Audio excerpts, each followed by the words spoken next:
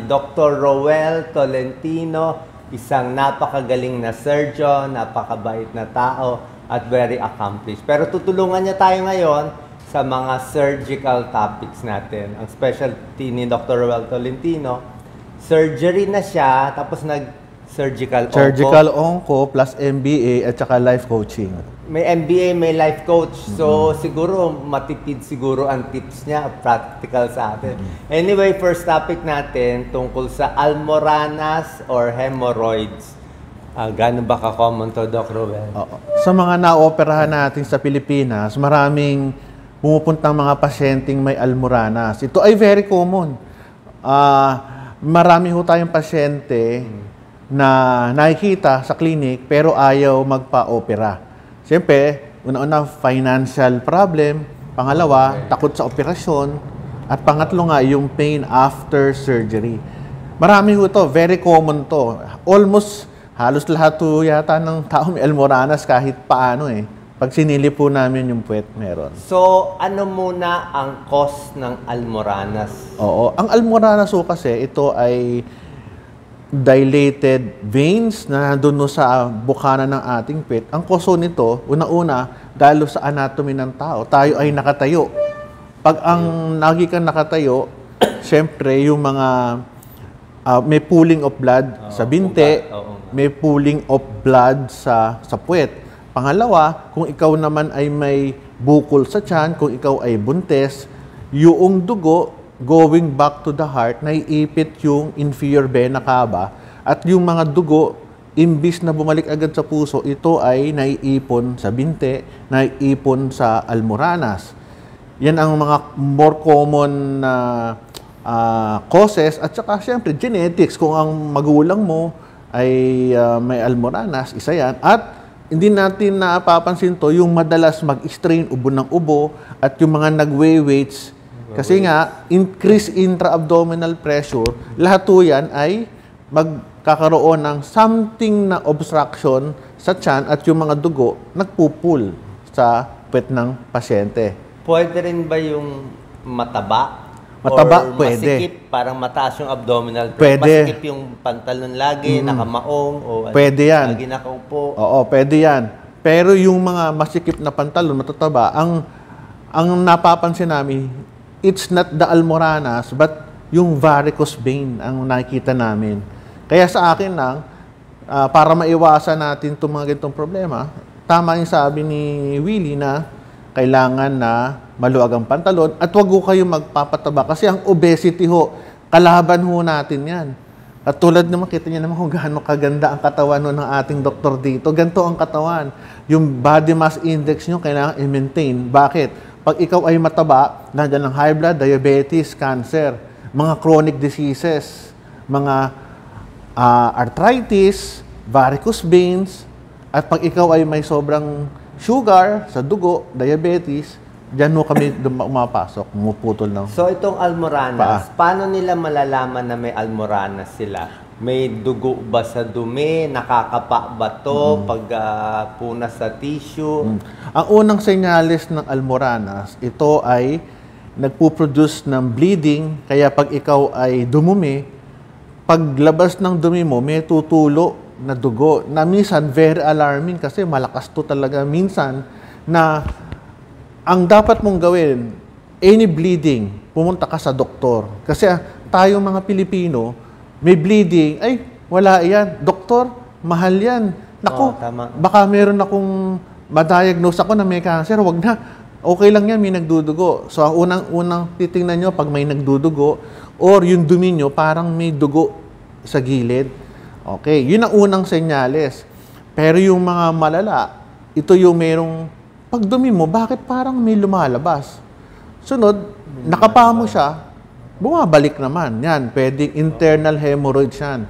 Grade 2. Meron tayong, ang grade 1, yung bleeding. Grade 2, yung pagdumi mo, pagkapa mo, may bukol eh. Pero pag hugas mo na, biglang pumasok. Ang grade 3, ito yung pagdumi mo, bakit may bukol sa puwet ko? So, ang gagawin mo, ipapasok mo, pag pumasok, grade 3. Ang grade 4, ito yung pagdumi mo, o kahit hindi ka dumudumi, yung almoranas nakalabas. Pero, ang isa natin titingnan, pag laging may bukol sa yung tingnan nyo yung ano nyo, yung brief nyo o panty nyo, o laging may stain yan eh. May dugo. May dugo. Bakit ganun? So, something alarming. Sabi ko yun sa inyo anything na nagbi-bleed sa katawan nyo is alarming. Hindi ito simpleng bagay. Yung nakakapangbukol sa puwet na almoranas, parang malambot-lambot. Malambot yan, oo. Na, ano siya sorry for the term, para siyang bulate.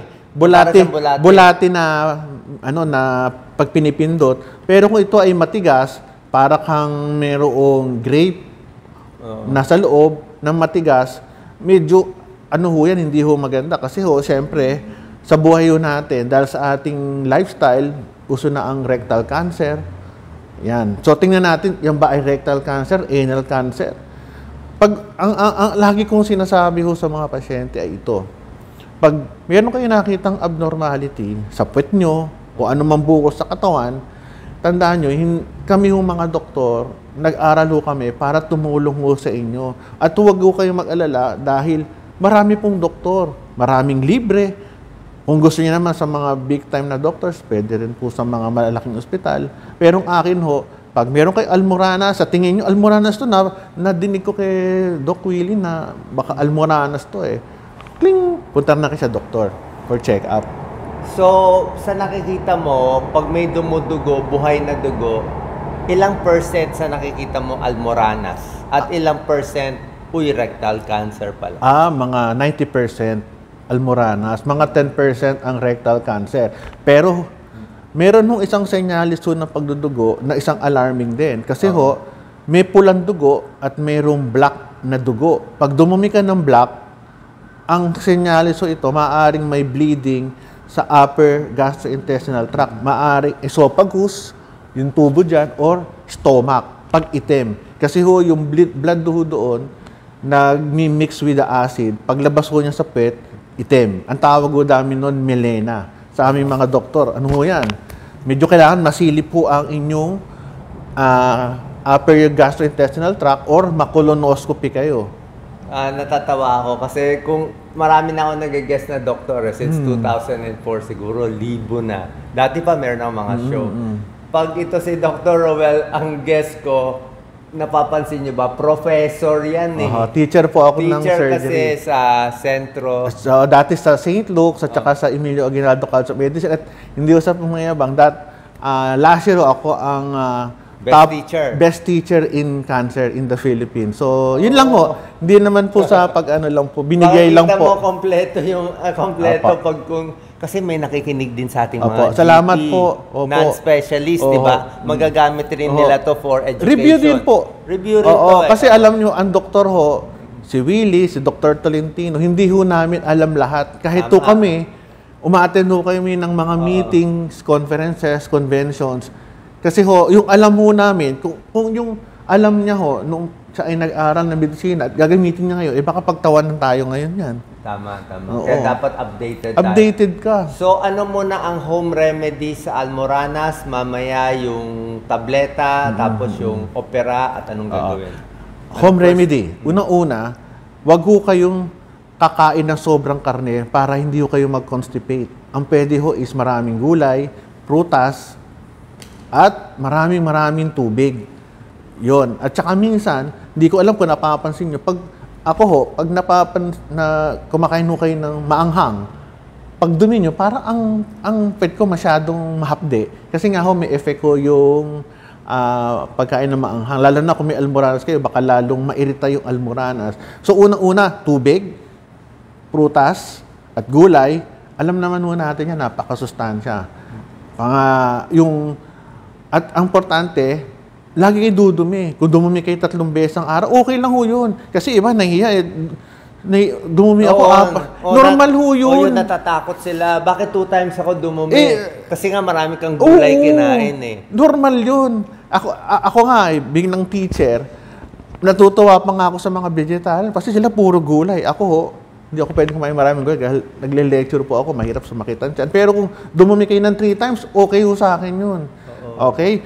At meron naman po mga tableta na iniinom na pampalambot ng dumi. Hindi ko na sabihin ng brand, pero pampalambot ng dumi. Pwede mo banggitin, Oo. generic or Oo. brand? Kasi dito okay lang kasi hindi nila mahanap eh. Oo, mga Bisacodil, yan, pampadumi Dulcolax. yan. Oo, pampadumi ho yan. Pero nakaka-constipate afterwards. Ayun, diba? afterwards. Yun nga, meron akong kilala na pag lagi umiinom niyan, Oo. nagkakaroon ng konting constipation after. Para silang, pag huminto ka, parang hindi na ako madumi. Parang nagkakaroon ng ganun. Yung mga slimming tea. Slimming yung tea. mga, ano ba yun? Thailand. Oo, Yung yung mga- slimming tea is okay yan kasi nakakadumi yan eh. So, pero dun- baka lang maging dependent. Di ba? Oo, baka maging dependent. So sa akin, gulay at prutas, okay, nabawasan ng karne. Okay. Bakit nakakatigas ng dumi ang karne? Kasi ang karne ho, ganito.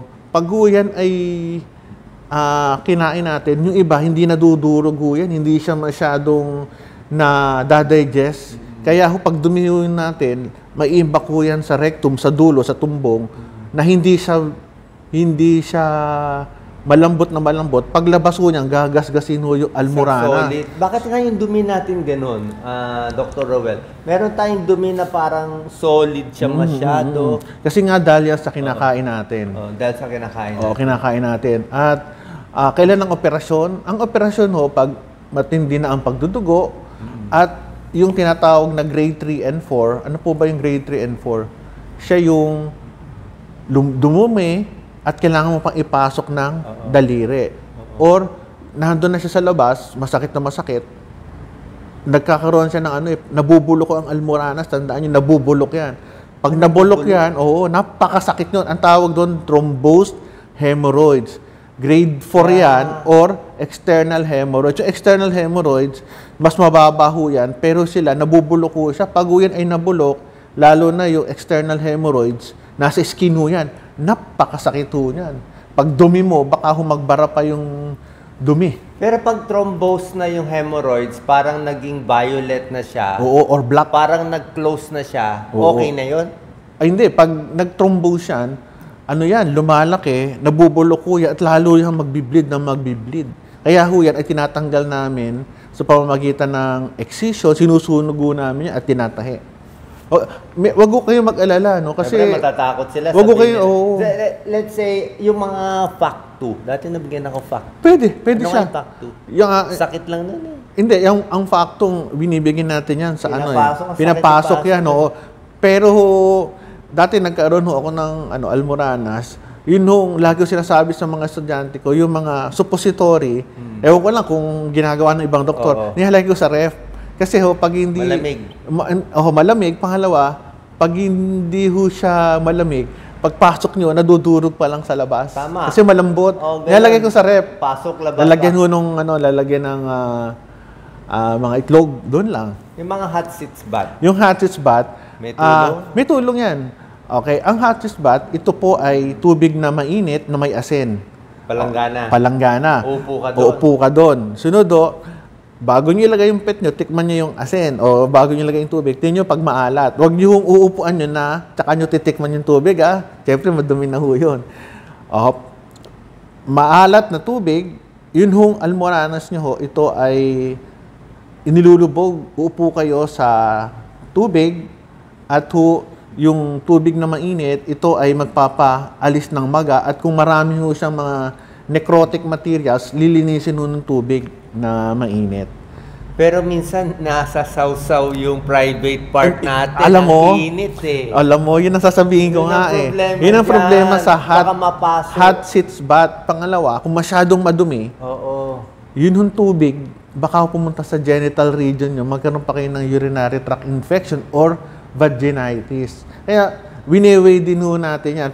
Marami nagbebenta without mentioning na marami nagbebenta ng mga kami walang binebenta. No, wala ho Fake kami. news ako. I'm sure gagamitin tong video ko pero meron nagbebenta ng mga almoranas ointment. Ano Opo. ba 'yun? Yung ointment na almoranas, pwede ho yan, pang alis ng maga. Ano yung credible na nabibili sa Watson's Mercury? Anong ointment? Kasi mga binebenta mga kung saan-saan lang eh. Oo. Pero actually, hindi ko matandaan yung actual mga product names. Pero marami ho yan. Meron pa ho dyan na na may anti-pain, analgesic effect. Kaya pag, may mga meron. Okay ho yan. Tsaka ang Anti-itch. anti-itch. Ang maganda ho dyan, ano ho siya over the counter. Meron ho kaming ginagamit, hanapin nyo lang yung brand, Calamine Lotion with Zinc. Calamine. Lagi naman With zinc. ginagamit, Calamine. Ano ho yan? Parang nakalagay sa sachet. Pangsugat yun, di ba? Pangsugat. Pero ginagamit ho namin yun. Nakakatulong yun sa pag-alis ng maga at sa mga sugat-sugat. Pag dudumi, pwede mag-KY. Lagyan ng KY jelly konti para madulas. Pwede. Pwede Oo, madulas. pwede. Tapos pag opera, ano tong mga opera na rubber band, putol, ano yung talagang parang malaking operation? Ano ba yun? Meron tayong mga surgery na gusto natin simple, nilalagyan ho namin ng rubber band yung base para mabulok. Yun nga lang, medyo may pain ho doon. Rubber band, talagang goma? Goma yan. Medical grade na goma. Ito yung bukol, lalagyan ho ng goma, bubulok siya, mawawala. Pero matatanggal? Matatanggal siya, medyo masakit lang. So okay na siya? Okay lang. At meron nung ginagamit na stapler, yung almoranas nyo nakababa, itinataas ho yung almoranas at ini-stapler ho yung lining ho ng rectum. Andun yung almoranas mo pero hindi na nakalabas. Ano mangyari sa staple? Ano doon lang siya, buong for life mo na yung staple. Hindi ba pag naggalaw-galaw, matusok? Hindi. Magandang stapling yon. At meron ang very common, yung ikaw ay nakadapa o nakahiga, yung almoranas, kukunin, tatahiin yung base, puputulin, at sasara yung pinagtanggalan ng almoranas. Yun ang very common. Ano tawag doon? Hemorrhoidectomy lang, surgical hemorrhoidectomy. Saan ginagawa? Sa hospital ho yan. Operating room ginagawa. Meron nung iba... Anong anesthesia doon? Meron nung magagaling na doktor, yung mga colorectal surgeon. Sila yung eksperto sa bituka, sa colon, rectum. Local ho sila. Ako, honestly, hindi po ako na-train sa local anesthesia. So, regional anesthesia, yung tinutusok sa likod. At meron pang isa, may nilalagay ng instrumento at through ultrasound, hanapin yung feeding, yung vessel na connected sa almoranas, nilalagay to yun. Ultrasound guided. So, ang akin lang ho, ang pinakamaganda dyan, go to your favorite surgeon, colorectal surgeon, sila ang magbibigay sa inyo ng tamang surgery na ayon sa inyong katayuan. So, nakakatakot tong surgery. Baka pag nag-surgery ba ay hindi na makontrol ang dumi o sobra sakit ba to after ilang weeks? After hemorrhoidectomy, hindi ho ito karaniwan nagkakaroon ng morbidity, yung komplikasyon, bihirang-bihira. Pero ito lang masabi ko sa inyo, after surgery, medyo may painful ang operative site. Pero yan ay nagagamot ng anesthesiologist or proper medication. Okay, sa unang araw, mga 3 araw hanggang 5 araw, pag dumudumi kayo, masakit. Kaya ho, nagbibigay kami ng mga pampalambot ng dumi. Kasi ho, siyempre, dumi. Dadaan ho ito sa sugat. Masakit. Ganun ho ang medyo may post-op pain siya. Kaya ang importante dito, tamang analgesic treatment. At pangatlo, very common ho ito. Minsan nahihirapan ho silang umihi. Mga 2 hours, 3 hours din sila makihi because of the anesthesia. Pwede lagyan ng catheter yan, pero minsan after 6 hours, umiihi na rin. May effect ko kasi anesthesia sa pantog. So, kung makukuha pa habang bata pa sila nitong home remedy, gulay, prutas, regular dumi, kusang bumabalik, ay mas okay i-delay konti. Hindi naman siya emergency Hindi naman ho siya katulad ng cancer. Yun nga lang ho, baka mamaya i-diagnose nyo ang sarili nyo na, ay, almoranas to. Pero yun pala, cancer. Pero yan, cancer naman, napipick up yan through screening colonoscopy as your gastroenterologist. Katulad ko, 50 years old, at 58 na ho ako this year, 50, nag-colonoscopy at the age of, this month, baka magpa-colonoscopy ulit ako. Okay, final word sa almoranas, Dr. Roel? Ang almoranas ay madaling gamutin. Simple lang ho yan na sakit. Hindi ho siya delikado. Hindi siya life-threatening. Pero anything na hindi kayo sigurado, patingin kayo sa inyong paboritong doktor.